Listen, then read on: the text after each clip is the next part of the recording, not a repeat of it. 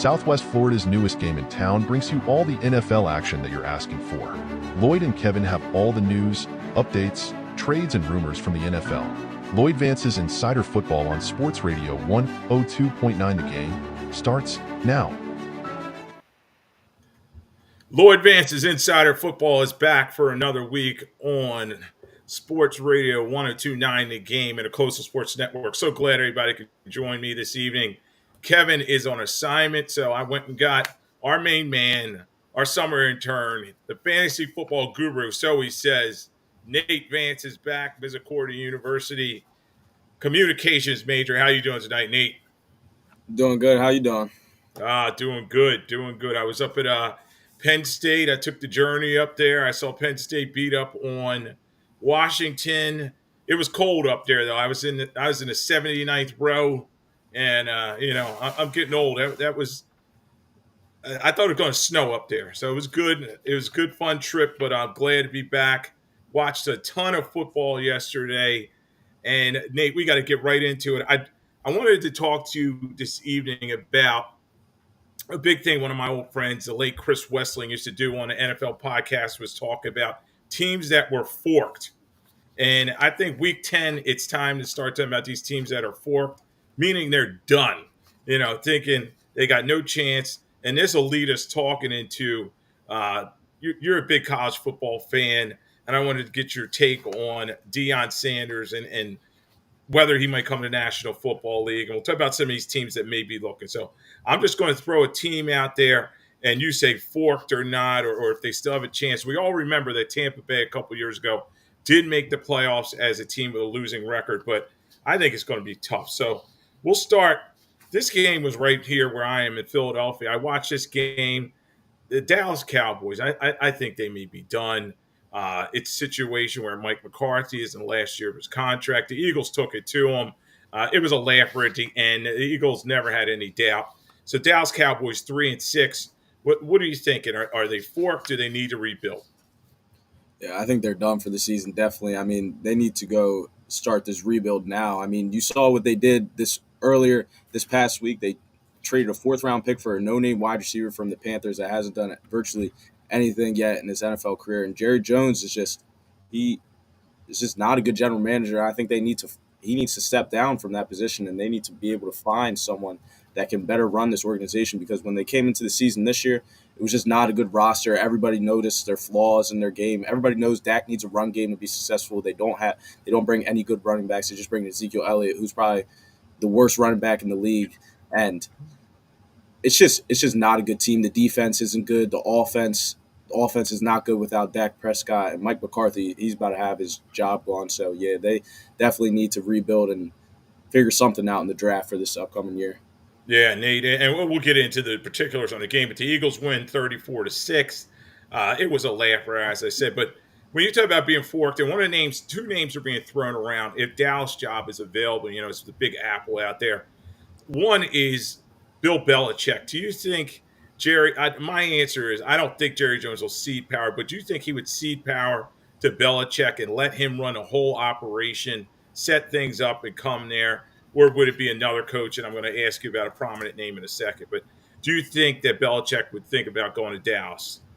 See, when Belichick was in with the Patriots, he ran pretty much the whole show, like you were saying. He drafted, he took care of the personnel, he pretty much did everything for them. And I don't think Jerry Jones would want to give up that much power to Bill Belichick. And on the other side, I don't think Bill Belichick would want to deal with Jerry Jones just being in his way all the time as a meddling owner. So I don't think that would be a good fit. I don't think Bill Belichick would want to go there. I think there would be better opportunities for him somewhere else. Yeah, that was a great term used there, Nick, because he is a meddler. And we saw it a couple weeks ago. He tried to dominate his radio interview, almost cutting the show off the air, et cetera. And at his age, I think he's like 82 or 84, I'm not sure, but he's advanced age. And the only owner with that title, general manager, why not let somebody else run the team? They have Willie McClay there, who's been a loyal guy in personnel for years for him. So I definitely think that the Dallas Cowboys are forked, and they're going to have to make some changes there in the future. And a big thing with the Cowboys as well, and I wanted to get your take on it, is the name being floated out there. We saw him fighting with the Texas Tech fans. Colorado's been playing very well. They're talking about, I don't know if they're going to make the playoffs or et cetera, but Deion Sanders has been very successful. Jackson State, now he's at Colorado, got them bowl eligible, and they're saying maybe an NFL team would take a chance on him. Maybe the Cowboys, who he used to play with. Do you think that's possible? If you look at Dion, he's been doubted every step of the way. He went to Jackson State. People said he wouldn't do good. He built that program up and made them relevant as a HBCU. And then he goes to Colorado. Everybody just thinks that, oh, it's all Showtime there, and oh, it's not to be taken serious. It's all for clicks and views. But this year, they're 7-2. They're a good team. If they win out the rest of the year, they'll make the college football playoffs. So I think that everywhere that he's gone, he's done a good job coaching, and I think he and sets a good philosophy into the teams that he coaches. So I think that he could end up being a good NFL coach. I wouldn't want to see him go and follow his son or Travis Hunter, but I think he could definitely be a head coach in the NFL. Yeah, and the thing with Dion is he can relate to a lot of these young players today. He has his two young sons there on his team, and it seems like he is thinking about moving on, which Shador does. But I'm just not sure if an NFL owner is going to give him the autonomy and give him the opportunity. But he's going to be an interesting name out there. Ben Johnson's going to be an interesting name out there this offseason. He's an offensive coordinator for the Lions. We'll get to him in a minute. Another team I wanted to ask you about, forked or not, and I think this is a pretty easy one. And you've been telling me ever since the summer, and I was like, I'm not sure. The New York Jets, I was just looking at a thing. They had a better record with Zach Wilson after 10 games in 2022. They were 6-4, 4-6 last year. They're 3-7 now. They just have had a lot of problems this season. Do we fork the Jets, and where do they go from here? They have 30 players that are in the last year of their contract this year. Yeah, the Jets just need to pack it up. They need to send Aaron Rodgers on his way, make him retire, and they're going to have a terrible record this year. So I think they need to try and get a quarterback in the draft because they're in no man's land right now. They have a bunch of these old players on their roster that they traded for to go try and go all in this year in their organization, and it just didn't work. I mean, sometimes it just doesn't work out the way you pan it out to. So I think they just need to blow it up, and try and start all over again. I don't know if that means drafting a quarterback, or it's just got to start by getting the right head coach next year and trying to build on something. Yeah, and they're going to have to rebuild the thing from the bottom because he brought so many cronies in there and guys that just they didn't fit. They're illogical. Now Lazard's on the IR. Now you have Adams coming over. He's not getting a lot of targets. Aaron Rodgers was not getting the ball to Wilson. He's going to be 41 pretty soon, I think, in about a month or so. And you just wonder how much he has left. I think they're going to need to. Yeah, they're going to redo it. And Joe Douglas, who's also in the last year of his contract as a general manager, he may be in trouble as well. So we'll see how they go. We'll go on a couple more of these very bad teams. I think they're all going to be at the top of the draft. Mercifully, Cleveland and the Raiders were both off this week. I'll go to the 2-2-8 teams that probably are going to. Do we fork Jacksonville? Do we fork the Giants? I think they both need to rebuild, and they're probably going to have new coaches. Yeah, shout out to my guy, Devon Reams. He's the biggest Giants fan that I know, but his team is abysmal. They're terrible. We woke up early, 9:30 Sunday morning to watch it together, and Daniel Jones is just terrible. He's selling the team terribly, and they just need to move on from him, give him his money. They need to sit him the rest of the year as well because if he gets hurt, he gets a bunch of guaranteed money in his contract. So I think they should switch to Drew Lock now before he does get injured and scam the New York Giants out of more money. But they're a good football team. They have a good roster. They have a really good defensive line, probably the best defensive line in the NFL, in my opinion. And they have a good weapon in Tyrone Tracy and Malik Neighbors. So I think if they can bring a quarterback in there, they'll be able to turn things around quickly next year. Yeah, and we both know your brother and my other son, Braden, he has Neighbors in fantasy, and he was extremely upset about Daniel Jones's inability to get the ball to Malik Neighbors in that game. And I do agree with you. Daniel Jones just is not the answer. Shut him down. I don't think Drew Lock's the answer either, but why not just basically play for that first overall pick in the draft. Because when I look at their schedule, I'll run through this. They have their bye coming back from Germany. Then they have Tampa, at Dallas, New Orleans, Baltimore, at Atlanta, Indianapolis, and they finished in Philadelphia, which I think the Eagles may be resting people there. So I don't see a lot of wins. And typically, it's almost like the NBA. You got to get very bad, get a high draft pick in order to move up in the draft and rebuild your team. Because look at the Kansas City Chiefs. They didn't get over the hump. Didn't get better until they got Patrick Mahomes, and he kind of turns things around. I know the Eagles were kind of the same way way back in the day when I covered a team with Donovan McNabb. Once they got him as a high draft pick, they were able to build around him. So that's what teams need to do. And it's an interesting season. We're here at the halfway point, and we're talking about the NFL after Week 10 here on Lloyd Vance's Insider Football on at 1029 The Game and the Coastal Sports Network. So glad everybody can join me this evening. We have Nate Vance here with us, and we're just going over coaches on a hot seat and teams that are forked before we get into the full slate of games, and then we'll preview Week 11. So, Nate, in terms of coaches on the hot seat, and this is a big conversation here. I know you're at school, but here in the Philadelphia area, it's they're asking, is Nick Sirianni really on a hot seat? The guy's record is 40-19 after 59 games. He's 2-3 in the playoffs. The Eagles are in first place. But a lot of people are kind of saying he's a lame duck coach and he's clownish, etc. Is Sirianni, should he really be on a hot seat? I think it really depends. I mean, you saw a couple years ago, Doug Peterson made the Super Bowl. 2 years later, he got canned. He got fired. I think if they have a collapse like they did last year, I think he'll definitely be on the hot seat. You remember last year they lost, what was it, Right. six out of their last 7 games. But I think right now they look like a completely different team. People are buying into the philosophy that Nick Sirianni's doing with his team, and they look like a whole new team this year. And I just don't see a way where the Eagles have a collapse like they did last year. And I think they'll end up winning a game or two in the playoffs. So I don't think his job will be in jeopardy. Yeah. Yeah, I agree with you. I don't see it happening. Now, one coach I wanted to get your take on it. And last year he had an amazing run, and his team was able. He was the interim coach, and next thing you know, he gets the big job. And this is Aaron Pierce for the Las Vegas Raiders. His team is 2-7. They had a bye this week. Terrible roster. They traded away Adams, as we talked about earlier, and they only seem to have Crosby. They don't have a quarterback. Is Antonio Pierce going to make this through the season? Uh, I It's hard to tell because at the beginning of the year they said they wanted to give him time because they knew that they probably weren't going to be that good of a team this year. But I mean, he just doesn't seem to do anything well for them.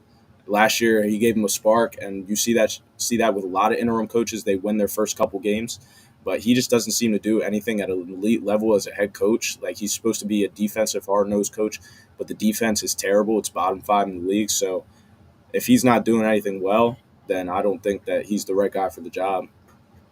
Yeah, and another team I wanted to get your take on is the AFC team. This coach, last year they were the darlings. They made the playoffs with Joe Flacco. They jettisoned Joe Flacco. We know all about the Deshaun Watson mess. Cleveland Browns, Kevin Stefanski, his team's 2-7. Does he survive? It would be crazy after making the playoffs last year if they got rid of him. No, I think he's proved over the past couple of years that he's made the Browns into a relevant team and that he's a good offensive scheme coach and that he is one of the best offensive schemes in the league. I mean, he made it to playoffs last year with Joe Flacco and Deshaun Watson and Dorian Thompson-Robinson and all these just not good quarterbacks. And I think that, like I said, he's done enough to keep his job there, and they'll be able to hopefully move on from Deshaun Watson and start rebuilding for the future. Yeah, and this name I throw out here. Now, this team was successful early. The last couple weeks, they've been awful. 3 straight losses. And this coach I had earmarked right away going into the season. It's Matt Eberflus of the Chicago Bears. I just didn't think this was going to work out. I didn't think he was the right coach for a young developing quarterback. And we see Caleb Williams struggles. Matt Eberflus now 4-5 this season. His overall record, he's been there since 2022, is 14-29. So, do you think Eberflus survives in Chicago? Yeah, I just wanted to say something. I genuinely think this is the worst coach team in the NFL. I think I was high on Caleb Williams coming into the NFL, and I think they've just not done him any justice. If you look at the play calling, if you look how the team has collapsed since the Commanders hit that Hail Mary on them. I mean, Right. the guy, what was his name, Tyreek Stevenson. He's taught Yes. fans how do you not call a timeout during that play when you see your player doing that? And Yeah. he wants to blame it on. I've seen he's been blaming it on the players more than himself. I think he's a definite goner. I don't think he's going to come back next year. The OC needs to go. They just need to bring a whole new staff in there and reset, and hopefully bring in an offensive coach to help Caleb Williams get better in his progressions and his reads, because he's not getting rid of the ball quick enough, and he just has not looked good these past couple of weeks. Yeah. And any other coaches you want to call out on the hot seat before we move on to the next to all the games? Yeah, I mean, Doug Peterson. I mean, everybody assumes he's going to get fired. You probably forgot about him, but yeah, Yeah. he'll probably be fired in the next coming weeks. Yeah, and the thing is, they said Lawrence had a shoulder injury. They brought Mac Jones out there, and then you just lose pathetically 12-7. I mean, that was a game to be had, and it just shows you that team's a mess. And they're going to keep Lawrence, obviously, because he's making, I think, $59 million per season, second highest paid quarterback in the National Football League. So they'll bring him back. But, yeah, Peterson's in trouble, and that'll probably be his last opportunity. And it's just crazy because with the Eagles so revered, him and Nick Foles caught lightning in a bottle in 2017, but the magic has run out. So, yeah, those are the teams on a hot seat, coaches on a hot seat around National Football League. We're here on Lloyd Vance Insider Football on 102.9 The Game, the Coast Sports Network. So glad everybody could be with us. We have Angel behind the glass hooking everything up, and we have Nate out there near Wilkes-Barre, PA, on with us. So, Nate, we're going to jump right into it.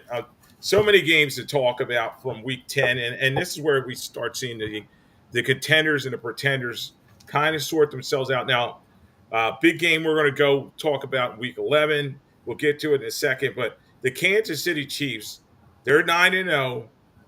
They found a way. The Denver Broncos, Lutz is lining up for that game winner. It's about a 35-yard kick, and it gets blocked by, I think, 4 Chiefs guys. Dave Taub did a great job in terms of scheming that up. But do you think the Chiefs are going to keep surviving? And just talk about this game a little bit. Yeah, the Chiefs are a great team. I mean, they just find ways to win over and over and over again. Every single time you count them out, thinking that they're going to lose, they always find a way to win. Patrick Mahomes is the GOAT. He's the best quarterback. He'll always find a way to win. And when you have the best head coach quarterback duo in the league, you're going to win a lot of games. Now, do I think they're going to win next week against the Buffalo Bills? No, I do not. I think they'll finally lose their first game to my Bills. But I think that they're the best team in the league right now, them and the Lions. And I think there's no reason to be had that they're not the best team. But yeah. Yeah, and some key stats from this game. This is the first time since 2013 and 2003 that the Chiefs have started 9-0. Now we'll see if this is able to translate. We've seen the last couple of years the Eagles were the last team standing undefeated. They didn't get it done. The Steelers in 2020 were the last undefeated. So sometimes being the last undefeated, that's not really what you want. You want to be playing your best football down the stretch. It is, as you said, they have been surviving.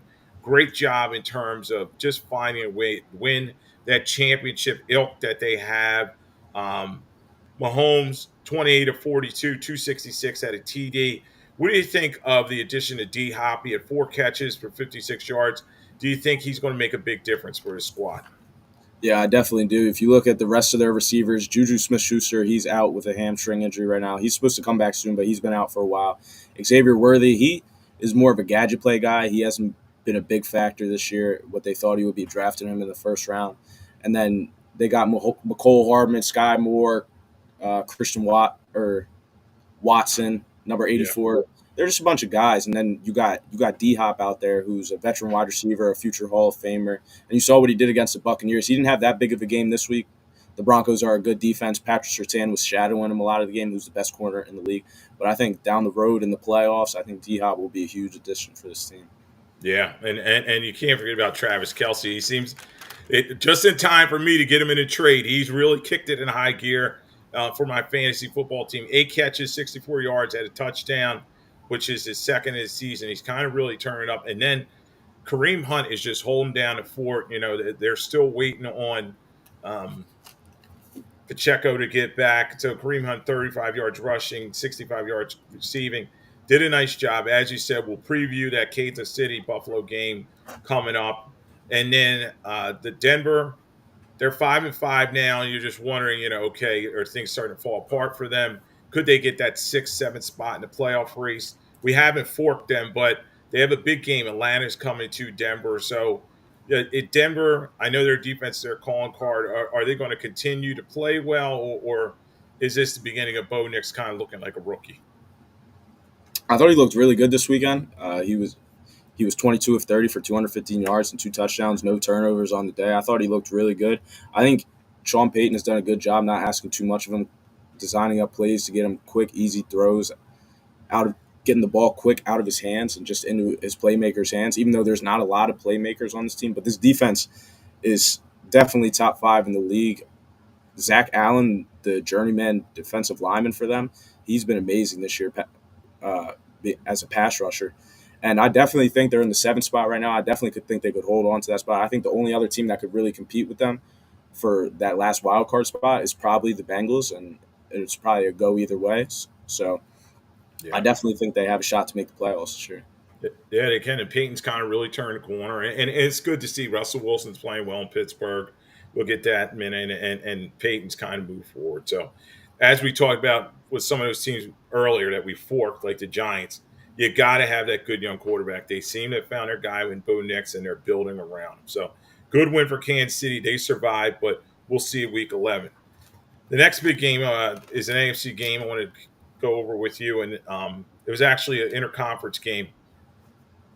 Came down to the very end. You had the Pittsburgh Steelers, who now I've always said, look, people need to give them Mike Tomlin his props. They're 7-2. They lead the AFC North. They go to Washington. They win the game 28-27. They kind of shut down Daniels and beat them up a little bit. And we'll talk about this game soon, but it's going to be the Washington versus Philadelphia on Thursday night. So there's not a lot of time left, but Pittsburgh hit some key throws, particularly Russell Wilson. He's throwing the ball 15 yards or more better than any quarterback in the NFL at this point. He had 3 touchdowns in this game. He was able to hit Mike Williams, who they got in a trade from the Jets, and he hit a big catch. Only had 1 catch for 32 yards and a touchdown. So talk to me about the Steelers. Are they legit, and where did the Commanders go from here?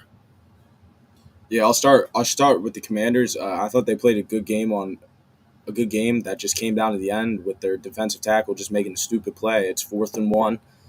4th and 1, obviously, with 50 seconds left, the Steelers were obviously going to punt the ball. They were just trying to draw them off sides, and their defensive tackle jumps off sides, and that's just the game right there. I thought Jaden Daniels had another good game. I think they're right in the thick of things. I think they match up well with the Eagles. I think Jaden Daniels is an elite quarterback and the same caliber of Jalen Hurts, so they'll be able to compete for this division definitely. And if not, they've set themselves up in a good way to make a wild card spot. So I think they'll be just fine. And then on the Steelers, I do think they're a contender. You were right about them, and I was wrong. I thought that they were going to be trash this year, and I didn't think Russ. I told you that Russ was trash and all this other stuff, but Russ has really rejuvenated his career. I'm pretty sure he has 10 touchdowns, so only one interception so far this year, which is insane through 3 games. Or not 10 touchdowns, actually 8 touchdowns to 1 interception. I'm sorry. And he just looks so good with George Pickens. Their deep ball connection is just amazing. And then they're running the ball too. And they have the best defense in the league. I definitely think they'll be scary for any AFC team they have to go up against in the playoffs.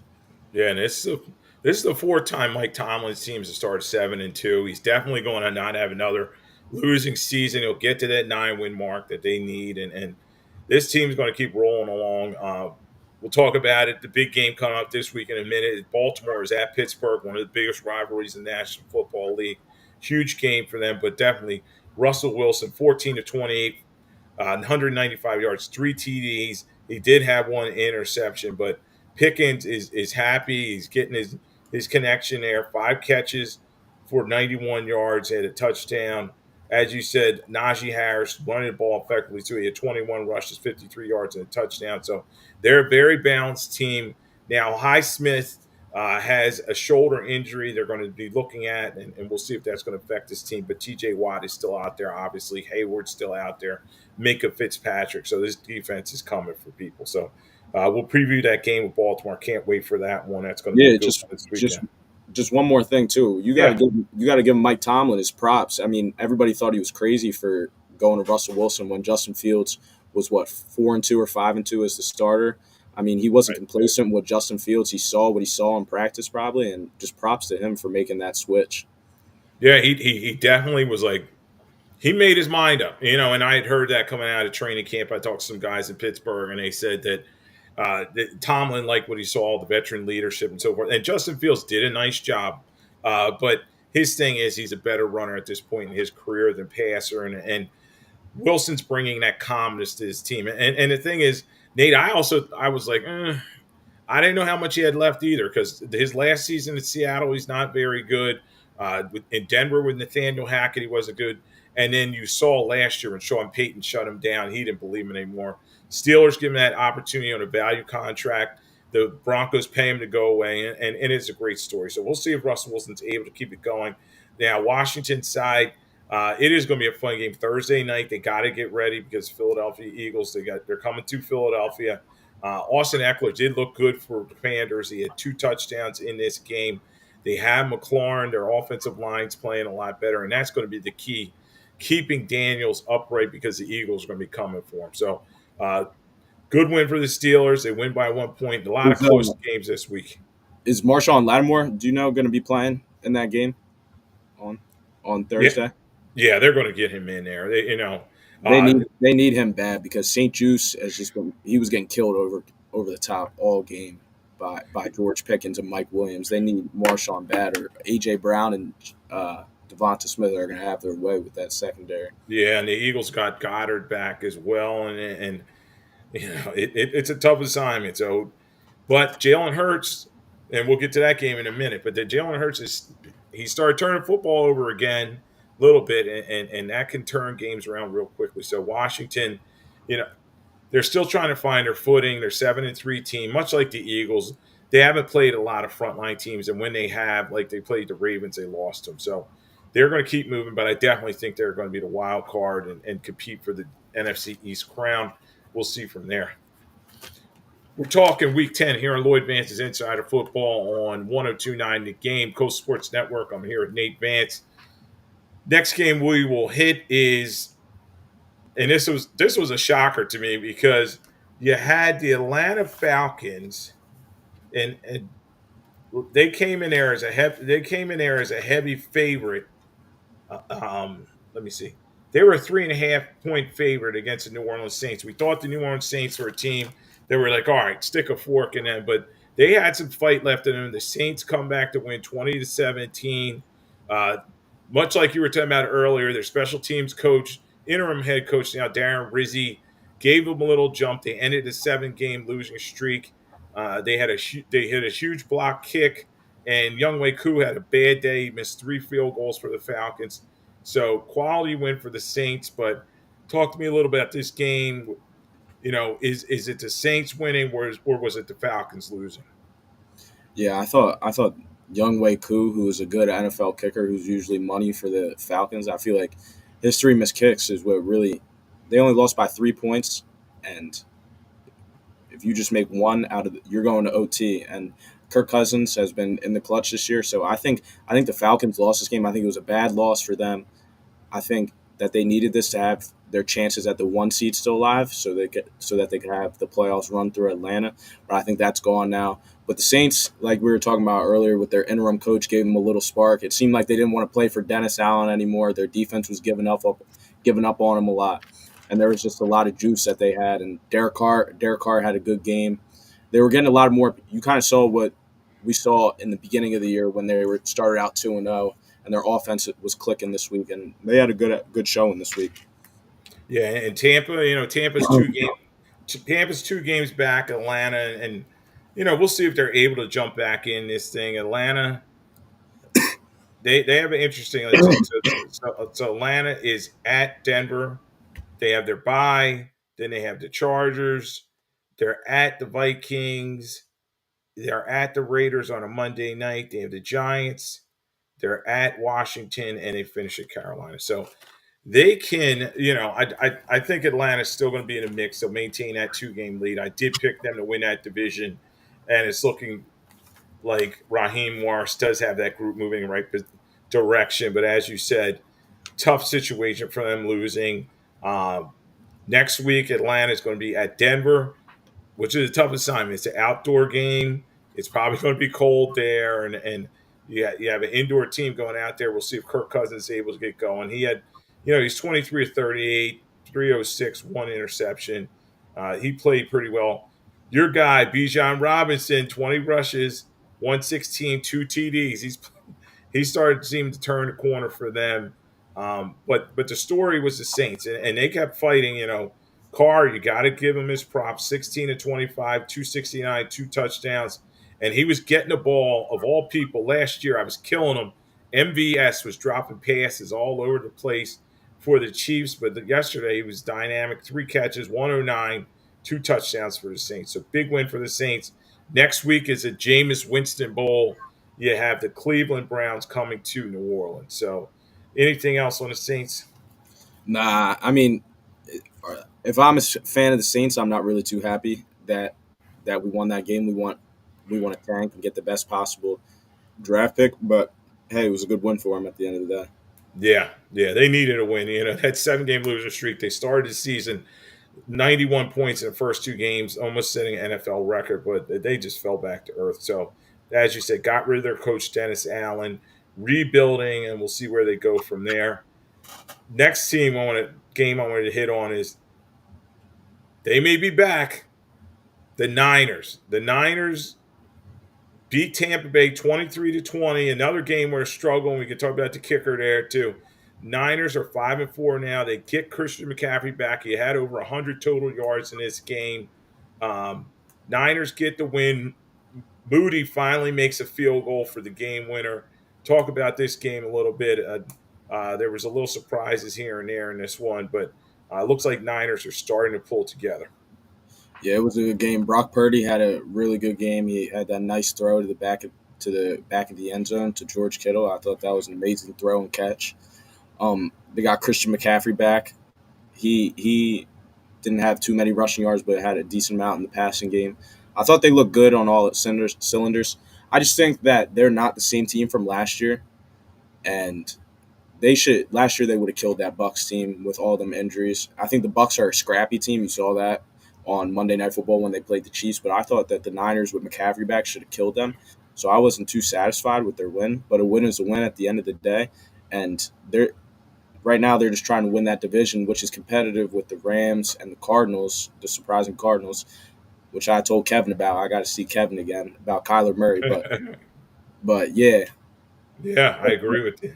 And it's going to be interesting because here's the Niners schedule. They have Seattle, at Green Bay, at Buffalo, which is going to be a tough assignment, Chicago, the Rams, at Miami, Detroit on a Monday night, and then they finish at Arizona. So that game against Arizona, Week 18, that could be a huge game. Good solid win, as you said, for the Niners, and they won 2 in a row. They kind of seem turning around. Now, interesting thing is they may cut Moody. They may not. The guy missed 3 field goals. Then they started pushing and shoving. Yeah. Debo Samuel fighting with the long snapper. I was like, oh, Yeah. Lord, look at this mess. Shanahan, clean this up. But Shanahan equated to 2 brothers fighting. I mean, what did you think of that? Yeah, I thought Debo was just pissed off about the kickers missing the kick, and then the long snapper comes in and is like, "Yo, what are you talking about? Like, don't talk to the kicker like that," and all that stuff. And Debo just shoves him in the face and tells him basically, "Get out my face." Yeah, it's great. I didn't think it was nothing that serious. It was something that as a football player it'll get cleaned up in the locker room. But yeah, it was definitely fun. Yeah, you definitely want to keep that stuff on the side. But I had heard stories before about like defensive linemen wanting to grip up a kicker because the kicker's got one job to do. Now the kickers nowadays, Nate, as we know, are very good. These guys making 50 yarders like Aubrey, making a 60 yarder like nothing. But when you got one job to do, you got to make this kick, man. Yeah, And when you talk about okay, maybe you missed one, maybe you missed two. This guy missed three kicks, and he's a and lot. it's He's a liability for them, man. He's going to it cost them a ding ding playoff ding. game or something like that. Ding, ding, ding. Yep, I definitely agree with you. And they all they need to do is look at Green Bay last year. Carlson killed them in the playoffs. He missed a lot of kicks for Green Bay last year in key situations. And you're right. When you don't have that kicker that you can count on and in tough situations, windy situations, it just kills you. And I always point to the Giants when they won their Super Bowls in '07 and 11. They were average teams, but they had Lawrence Tynes, who was a good kicker. And I remember him kicking that ball. It was like he said it was like a rock when he kicked it to beat Green Bay in Green Bay to win and send them to the Super Bowl. So, you got to have that good kicker, as you said. We'll see if Niners able to turn this around. Purdy, big game, 25 at 36, 353 with two TDs, and it was a good win for him. Seattle's going to San Francisco this week. This is a key NFC West battle, and the Bucks are on their bye. We'll see if they're going to do something there. Todd Bowles' team, they're 4-6, and the thing is with Tampa Bay, Tampa Bay, they're 4-6, but they played a lot of teams tough, and let's not forget that they won some big games. They won at Detroit this year, and they gave other teams like the Eagles all they could handle. So I think Tampa Bay still. You're going to hear back from them after their bye. So they're at the Giants, at Carolina, at they have the Raiders, at the Chargers, at Dallas, Carolina, and New Orleans. So I still think they Yeah, can compete. besides that Chargers game, they can definitely make a run for Yeah, division. Maybe what hurts them though is they lost both them games to Atlanta, so they're really like 2.5 behind Atlanta right now. yeah, It's gonna be tough to come back. and the key is Baker. I mean, from Baker being on your roster. I mean, Baker's he's been played amazing this well. year. Yeah, he's played very well, and he has Otten stepping forward. As you said, so many injuries. Hopefully he can get back Mike Evans after the bye. That would be huge for them because Chris Godwin, we know he had that horrific leg injury. So good second win for the Niners. We'll see where they go from there. We're talking about Week 10 here on Lloyd Vance's Insider Football 102.9 The Game, the Coast Sports Network. I'm joined by Nate Vance. We're jumping around these games, and there were a lot of good ones. Some of these other ones we'll just touch on briefly, but this one was interesting, and we kind of talked about the coaching situation earlier. Minnesota, I wanted to get your take on them, Nate. Like we need to figure out, are they a contender or a pretender? They're 7-2 now. They beat Jacksonville barely, 12-7. I mean, it was Mac Jones starting for Jacksonville. Sam Darnold he had 3 picks in this game. Ugly game, ugly win for them. And Jacksonville's just a bad team. So talk to me a little bit about this one. Yeah, the Vikings, I think are a good team, but I don't think they're a team that could go all the way and win the Super Bowl. I don't think Sam Darnold is good enough to do that. I don't think they have the defensive personnel to get all the way to the Super Bowl either. I think that defense gets kind of exposed by good offenses. Like you saw the Rams on Thursday Night Football, I think it was a couple weeks ago, Yep. saw them have their way with them. But I think they're definitely a team that could be in the wild card. I think they maybe could win one playoff game, but they kind of, who they remind me a lot of? Their team from a couple years ago with Kirk Yes. Cousins that was 13-4. Okay. They had all them wins, and then they go out in the first round of the playoffs to the Giants. I mean, they have a lot of wins right now, but Sam Darnold is just, and I know, he's just not an upper echelon type of quarterback. So, Yeah, Nate. I was thinking 2017 Case Keenum. yeah, Same kind of thing.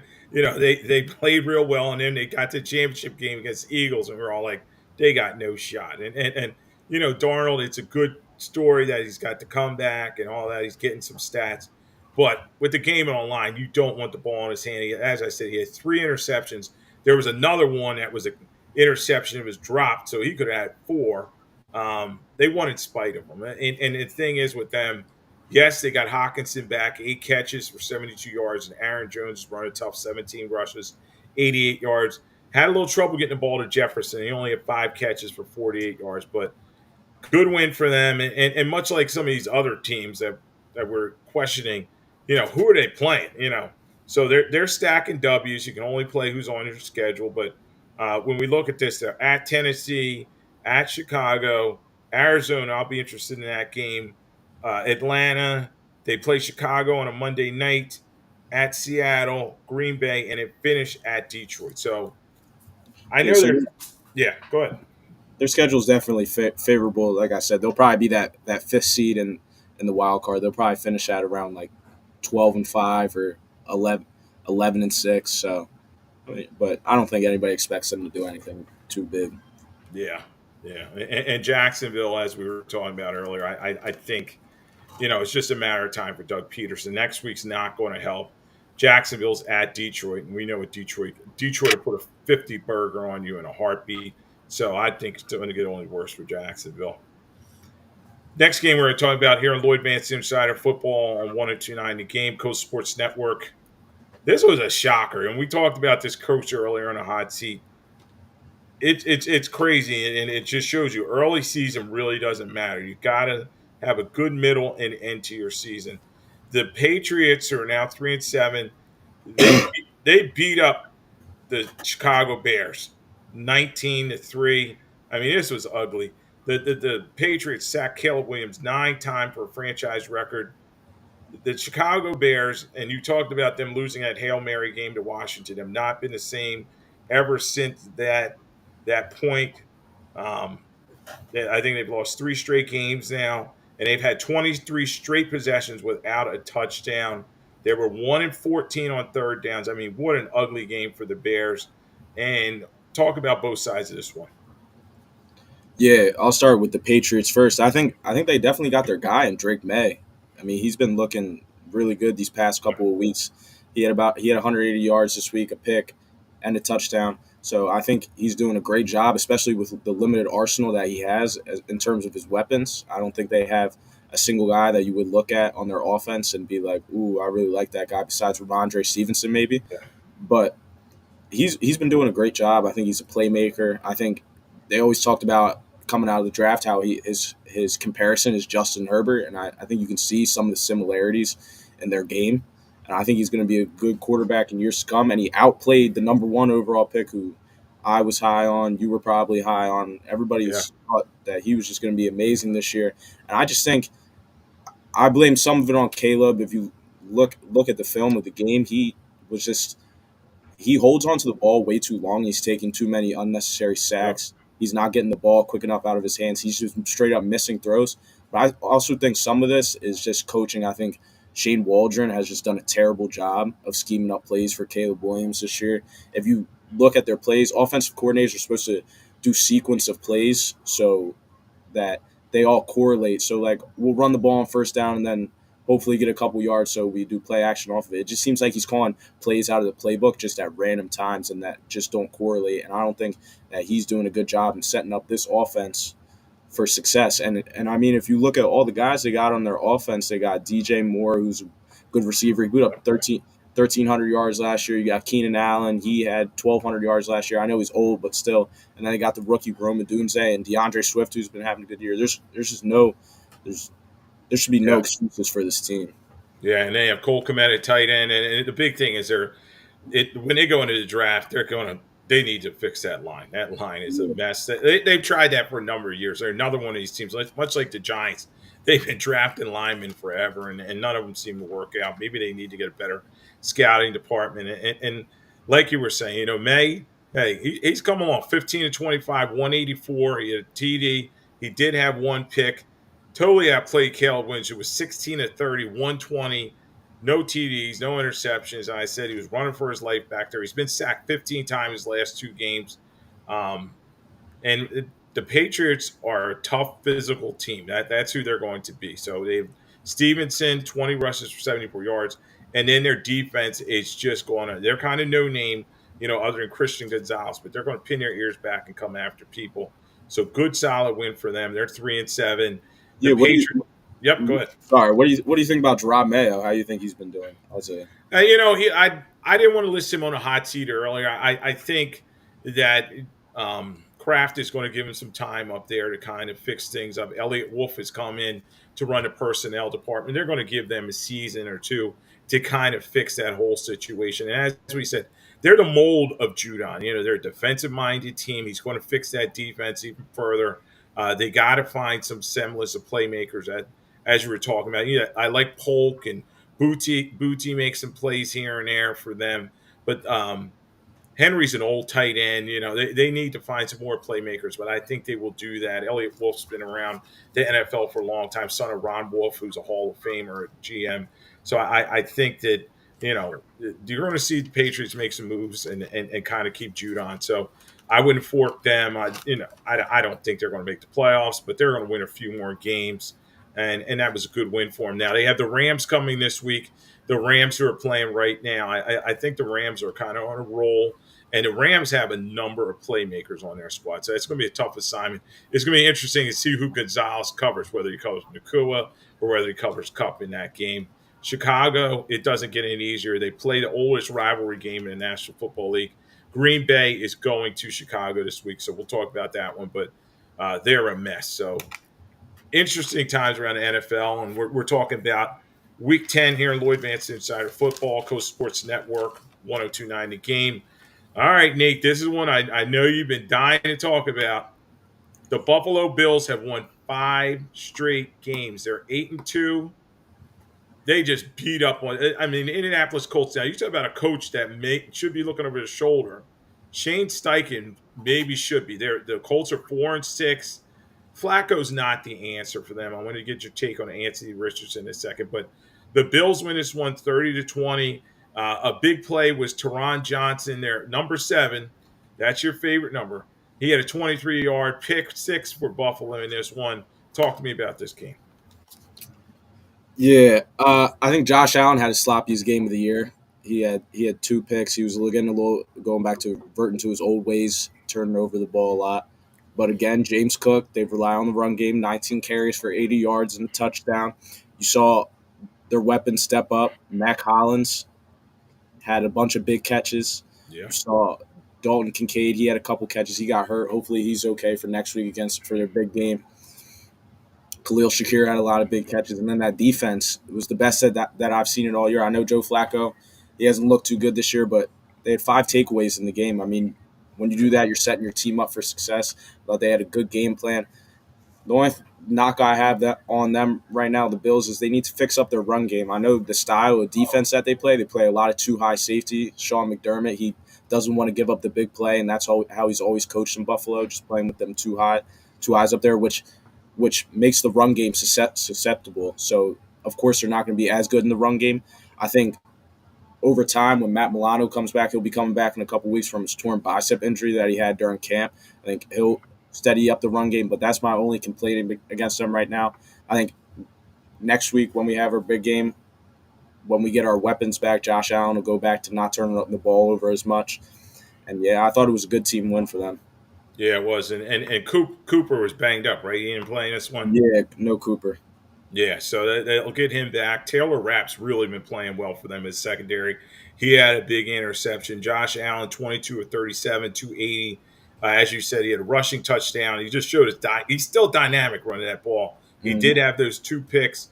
8-2 for the first time since 1993 for the Bills. So they're looking tough. And we're going to talk about it in a minute, but the Chiefs are coming in to Buffalo this week. It's going to be a fun game. Everybody's looking forward to that. Talk to me before we turn the page a little bit about Anthony Richardson. Should the Colts go back to them? I think they should. Joe Flacco, he gave him a little spark, but they're going to need to see what Richardson can do. He's such a high draft pick. Yeah, I don't understand how you draft a quarterback with that raw of talent. You knew that he was going to be a project when you picked him at number 4 overall spot, and you just give up on him after 10 games. I get that it's been 2 seasons, but he's been hurt. and I don't think he's been given enough time by this coaching staff. I think it was an idiotic move. I thought that he should have been benched for that game against Minnesota for tapping out of the game. I don't know what he was doing right there. You don't tap out of the game as a quarterback, but I don't. I think that it's idiotic for what the Colts are doing, putting in a 39, soon to be 40-year-old quarterback. When what is their ceiling? To be honest, like their ceiling is being a first round exit in the playoffs, and you would rather have that than develop your quarterback and get, maybe even if he is not that good this year, you can get a better draft pick, help build around him even more. So I don't know what the Colts are doing. They've been a mess ever since Andrew Luck has retired. So Yeah, and they not Taylor did have 21 rushes for 114, but they're not using him effectively. He's just not getting the plays that he needs. They do have playmakers and Pittman. Downs, I like him. He's a good young rookie receiver. But I say, why not see what Richardson has? He does have that great arm. He's just so inconsistent throwing the football, though. That was his knock coming out of Florida. Maybe Steichen can design some more read option plays. That's what he did so well with Jalen Hurts in 2022. That's what got him this job. So it's going to be interesting for the Colts. They're 4-6. They're fighting for that last playoff spot. They could possibly, if they string some games together, they are at the Jets. We'll get at that game soon. It's going to be interesting. I guess the Colts will be favored there, and we'll talk about Kansas City and Buffalo in a minute. We'll keep going around week 10 around the National Football League before we jump to week 11 here in Lloyd Vance Insider Football on Coast Sports Network, SR 1029. The game. This was another game. This was a laugher. We talked about this earlier when we first started the show. The Philadelphia Eagles, 7-2 now. They just go down to Dallas, destroyed Dallas, who's 3-6, 34-6. It was a laugher. I mean, we knew Dallas had no chance. Cooper Rush started this game. There were 5 turnovers for the Dallas Cowboys, 4 fumbles, and an interception. This one. Now they're another one, and I'll get your take on the overall game. But I thought it was interesting. Eventually, they pulled Cooper Rush and they put Trey Lance into the game. I say, why not see what they have in Trey Lance, because Dallas is going nowhere. But just talk about the game overall. yeah, I mean the Dallas Cowboys, they didn't have a chance from the jump. The Eagles, they started out slow, but you saw Jalen Hurts start to pick it up. He got more comfortable. He's turned the ball early in the game, but once he got in his groove, and there was just no stopping him. AJ Brown, Saquon, and Devontae Smith. I mean, they probably have the best offensive roster on paper, and it was showing in that game. And then for Dallas, I mean, they're just, like I was saying earlier, they're lost. They're lost without Dak. They're just a lost cause of the team right now. And like I was saying, they need to just tank for the rest of the season. Yeah, now, Nathan, there's a question I want to ask you. I asked Kevin this a couple weeks ago, and you know me, I firmly believe this. I've been watching the Eagles my whole life. They look good so far but they're not playing anybody. I'll give you the teams that they beat: Green Bay 6-3, New Orleans 3-7, Cleveland 2-7, Giants 2-8, Cincinnati 4-6, Jacksonville 2-8, Dallas 3-6. This is who they've beaten. So combined record of 22-44 of these teams. Are the Eagles for real, or am I being too hard on them? I think there's like a perfect middle between it. I think a couple of them teams that you named were legit at the time, like the Packers. That was a good win for them. And then you talked about that Saints win that they had. I thought that was a good win at the time when the Saints were an undefeated team. And then the Bengals as well. I know the Bengals record doesn't really show how really good they are. They have one of the top offensives in the league. I think that the Eagles defense has been so much improved. Props to Vic Fangio. He's really turned this unit around with ever since Cooper DeJean has came in. I mean, he's been doing a great job. Him and Quinion Mitchell, they've really saved this secondary and redone the secondary. So I think there's a perfect middle. I don't think I've been seeing a lot on these talk TV shows that people are talking about that the Eagles can win the Super Bowl this year. I don't think that they're that good, but I definitely think they could win a couple playoff games this year. Yeah, and I mean, I think they could get into the mix. I did have them going to NFC Championship game, losing to Detroit, so we'll see from there. Hurts has got to cut down on. He had an interception. He had another fumble. He was doing better the last couple weeks, but 5 straight wins for the Eagles. They did allow 5 sacks in this one. I think They're going to get Mulata back soon. It's a short week for them. We'll talk about the game coming up against Washington. I'm so excited for that game on Thursday because I just feel like, okay, we're finally going to see the Eagles truly tested because some of these teams and quarterbacks that they've been facing are just awful. So they have Washington 73. They're at the Rams 4-4. At Baltimore 7-3. They have Carolina. They have Pittsburgh 7-2. At Washington again 7-3. Dallas again 3-6, and Giants 2-8. So they'll finish up well against these Dallas and Giants, but they may not need these games if they kind of step up and run away with this thing. Yeah. Yeah, and so the Eagles, we were going to talk about them in a minute. They're going to be Washington on Thursday Night Football. Now, Houston goes to Dallas. That's a game we're going to talk about because Houston, we'll get to them in a minute. All right, and Kevin, I hope, Kevin, you're watching. Nate's going to make you eat some crow. So this team, the Cardinals, everybody kind of slept on the Cardinals, including me. I was like, I don't know. Kevin and I both were like, Nate, come on. But the Cardinals are now 6-4. They beat. I think they put a nail in the New York Jets, who's now 3-7. They win 31-6. It was not even that close. And a star of the game was Kyler Murray in this one. So talk about this game. Yeah, Kyler Murray, fifth right now in betting odds to win MVP. He has 13 touchdowns, 2 interceptions on the season, over 100 passer rating on the year. I mean, he's just been phenomenal. He's really bought into the system that their OC is trying to run with Jonathan Gannon. They just want to run. They want to run the ball, play a clean game, not turn the ball over a lot, and just rely on their defense that has been playing well these past couple of weeks, and rely on the run game. James Conner, who's an older back, but he's still doing it at a great clip, just giving them high efficiency. Marvin Harrison has 6 touchdowns on the season. Trey McBride is sneakily might be the best tight end in football. I don't know if you've been getting to watch him at all, but he's been amazing this year, blocking and passing. He's really coming onto the scene this year. And I just think that they're a well-ran and well-coached and just a really good overall team right now. Yeah, and conversely, the Jets are not a very good team right now. Their defense is still hitting. That hit that Quentin Williams put on Kyler Murray's helmet popped off. I was like, oh, I hope he's okay. But he came back from that, and Murray was spectacular. This one, 22 of 24, 266 passing with a touchdown. He had 2 rushing touchdowns. Just dynamic. He only rushed the ball 3 times, but he took it to the house on 2 of them. And McBride, as you said, he's hurdling people. He's it's between him and Brock Bowers as the best young tight ends come along. 4 receptions, 71 yards. The other side of this is the Jets they're done. You put a fork in him. Aaron Rodgers, 22 of 35, 151. He just can't get it done. He can't move.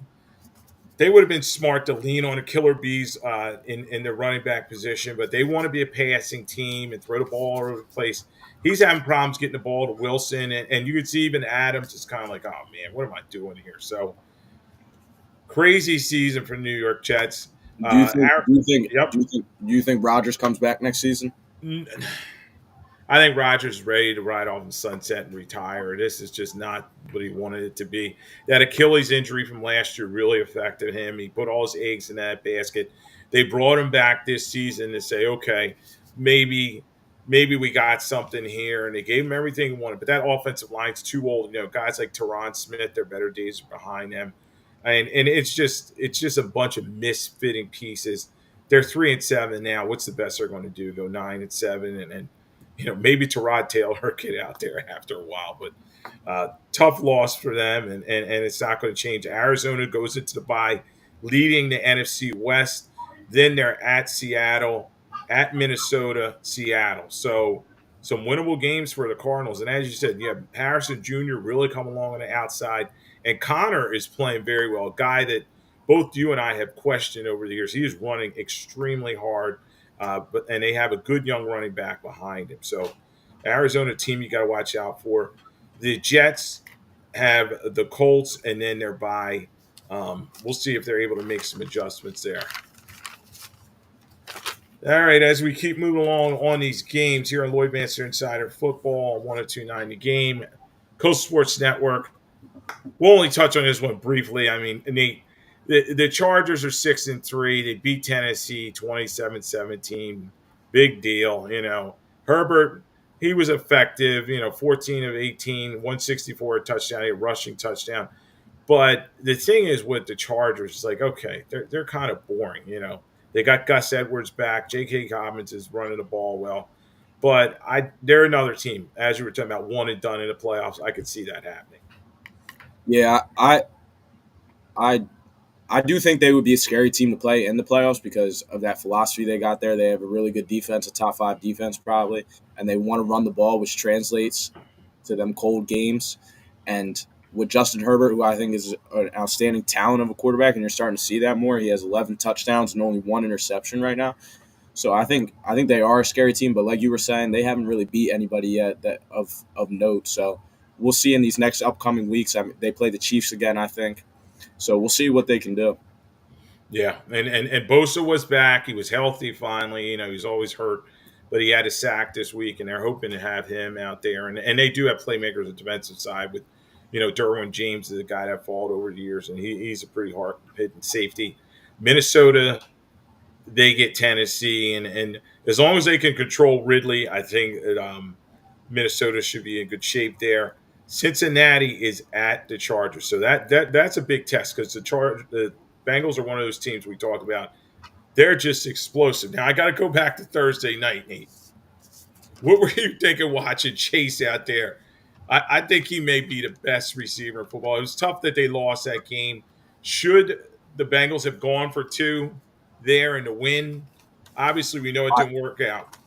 Yeah, I like the move. Your defense isn't reliable. It hasn't been the strong suit of your team. So why not leave your offense out there and try and win the game right then and there instead of relying on a 50-50 coin flip and then potentially not touching the ball. And you saw Lamar Jackson just go down the field, up and down the field in the second half, and just Lamar's amazing, man. I've had my doubts about Lamar, but I definitely think he's the second best quarterback in the league now. He's just the electric. It's kind of like Patrick Mahomes is the Tom Brady of this era, and Lamar Jackson is the Peyton Manning of this era, the guy with the undoubtable talent, but just doesn't have the playoff success yet. I think that Lamar Jackson, his time is coming, and he'll finally get the respect he deserves. But Yeah, and they're a dangerous team, and Henry is running the ball with effectiveness. He had a touchdown once again for the Ravens, and the Ravens are just a physical group. Now they got to fix that defense, and I know Hamilton was banged up in this game, but good solid win for them, and it's going to be fun watching the Ravens down the stretch, and seeing if they can catch the Steelers because in the next couple weeks we're going to get that answer. So they're at Pittsburgh. They're at the Chargers on a Monday night. They play Philadelphia. They have their bye.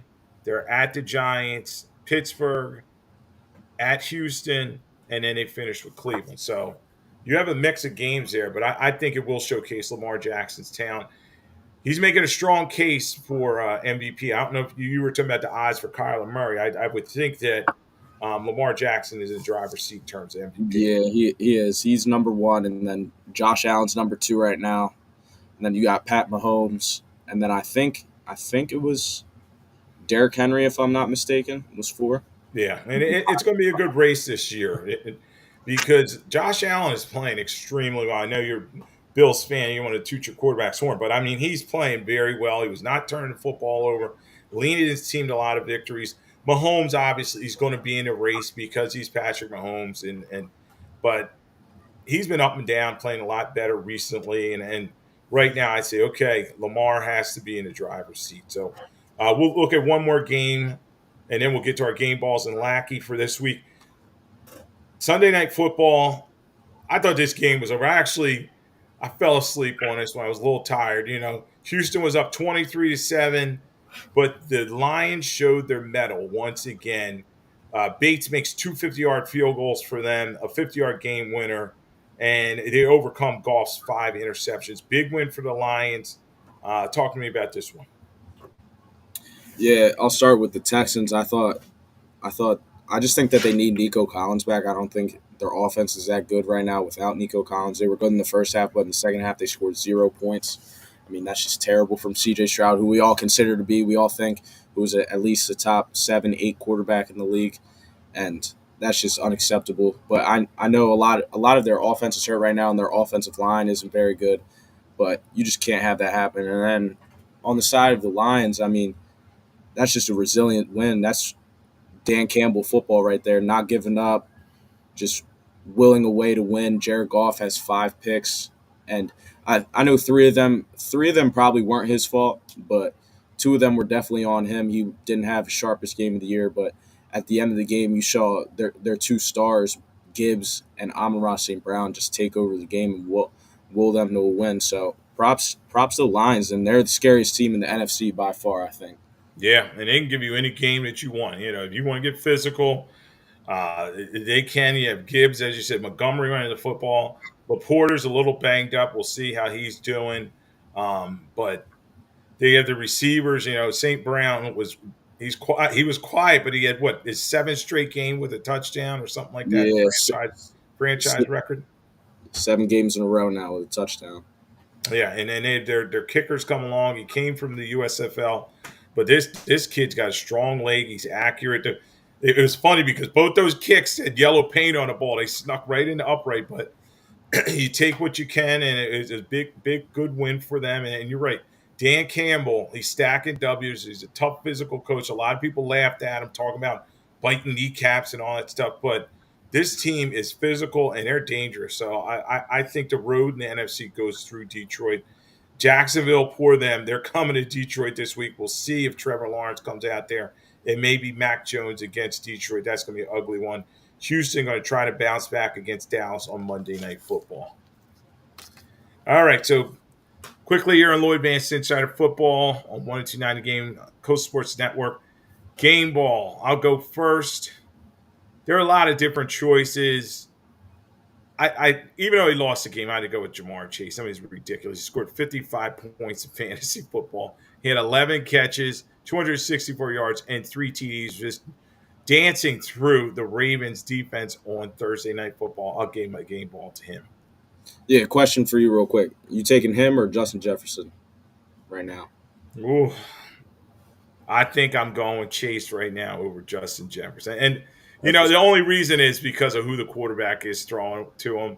Ability-wise, Chase is a little smaller, but he's just so dynamic after the catch. Yeah, I agree with you. My game ball, I'm going to give it, I was talking about him earlier, Lamar Jackson. He's just been having a phenomenal year. Will his team victory again. If I'm not mistaken, he had another perfect passer rating in the game. Yeah, he did.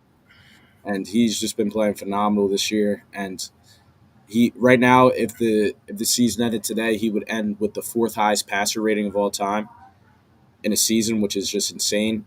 From people going from him saying that he should be a wide receiver to now being one of the best pocket passers in the league, I think it's just insane. And just props to Lamar. Yeah, Lamar, and the thing is, he's grown so much. A lot of times the knock was him, he can't throw the ball back effectively. He's spreading the football around to a variety of weapons. He's got Bateman going.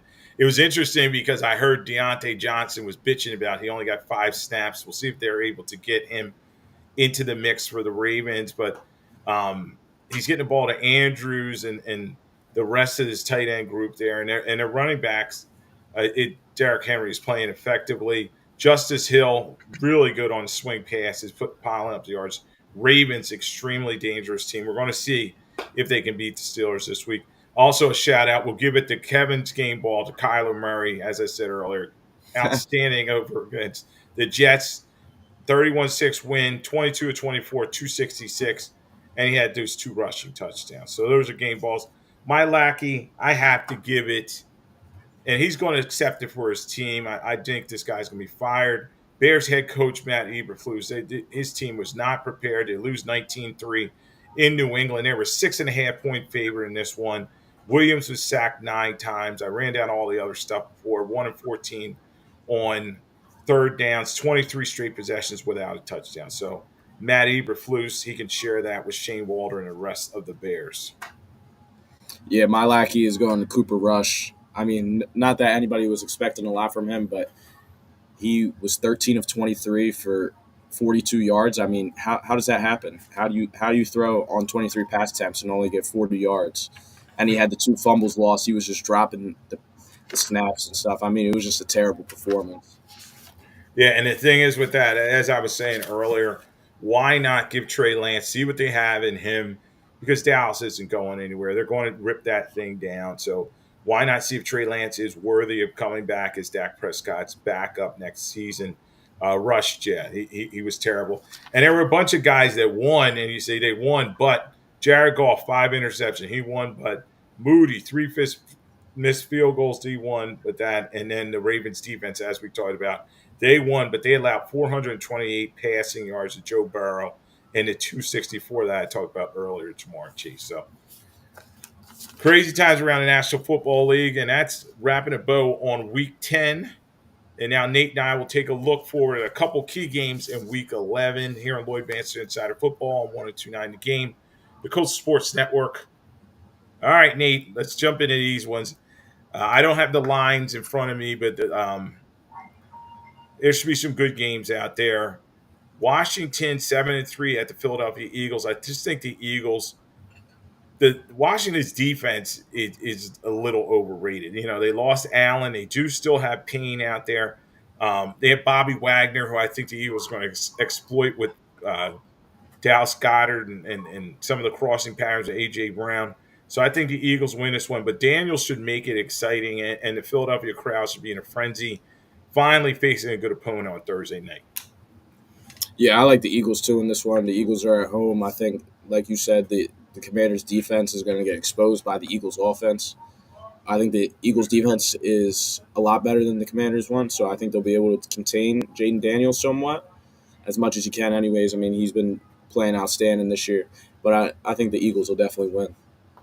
Yeah, so that's your Thursday nighter, everybody. And these other games, we won't go, right? I think we pretty much – the Packers should beat the Bears. Jacksonville's going to lose to the Lions. What do you think about the Raiders and the Dolphins? Now, the Dolphins have Tua back. They have just so many weapons, and the Raiders so bad. So I'm going with the Dolphins in that one. Yeah, the Dolphins should definitely win that game. Should definitely win that game. The Dolphins are beating the Rams as we speak right now, 10-0 in the second quarter. So, I like as Tua came back, they're a way more viable team with Tua. You can see it. Yep. So, and the Raiders are one of the worst teams in the league. Yep. All right, this is a big one. We just talked about Lamar Jackson. The Ravens are 7-3. They're going to Pittsburgh. I was back and forth in this game. I think the Steelers are going to be a very small favorite in this game. With Hamilton being hurt, I think that Russell Wilson's going to be able to hit some key passes down the field. I'm going to go with the Steelers in a slight margin, but we know this is one of the biggest rivalries in the game. What do you think about this one? Yeah, I'm with you on this one. I think they'll end up splitting this year, and I think the Steelers will get this game right here. I think their defense, T.J. Watt, will be able to get pressure against Lamar Jackson, and this is probably the best defense that Lamar Jackson has had to go up against all year, and vice versa. I think George Pickens and Russell Wilson are going to keep that deep ball connection going against a bad Ravens secondary, and I think that they'll be able to put up a lot of yards. They'll be able to run the ball too with Najee Harris. So yeah, I like the Steelers. All right, and this is the big one. Probably the last game we'll be able to hit on with time-wise. The Kansas City Chiefs, 9-0, will be at the Buffalo Bills. I think it's the Bills' time to win. I think Josh Allen is protecting the football. They'll have Cooper back, as you said earlier. Cook will probably get going. And the Chiefs are still struggling to move the football, particularly pressure. So you have Russo, you have Von Miller back. The rest of the defense getting after people. I think the Bills make some key plays, and they beat the Chiefs. Yeah, you know who I'm riding with. I'm riding with my team. I think that they've beaten them the last 2 years in the regular season. I think that we have the best of them in the regular season. I like that it's at home. As long as Josh Allen is able to play clean football, we get all of our guys back healthy this week. I think that we should be able to. I think we should be able to do well against the Chiefs. I think we'll be able to get this win. And it's a building block game. Don't forget that, Nate. So if they win this one, they could be in the driver's seat for the AFC, and the road would go through cold Baltimore, cold Buffalo, and teams don't like playing there. So it'd be interesting to see if they can get this win, move towards the number one seed, and then go from there. So it's crazy. It could be the Bills' year, the way that Allen is playing, and they finally have a running game. So, you tip your cap to Sean McDermott, the job that he's done there, Brandon being the general manager. Great season for Buffalo Bills. Other games I'll touch on briefly. I think the Bengals beat the Chargers. I think the Jets get a merciful win over the Colts. And I'll go with Houston over the Dallas Cowboys. So another great week here on Lloyd Vance Insider Football on 102.9 The Game, the Coastal Sports Network. We thank Angel Martinez behind the glass doing a great job. Nate, another great week filling in for Kevin. Always glad to have you on. We'll have you later on in the season. Thanks for everybody for joining us this evening, and we'll talk to you down the road.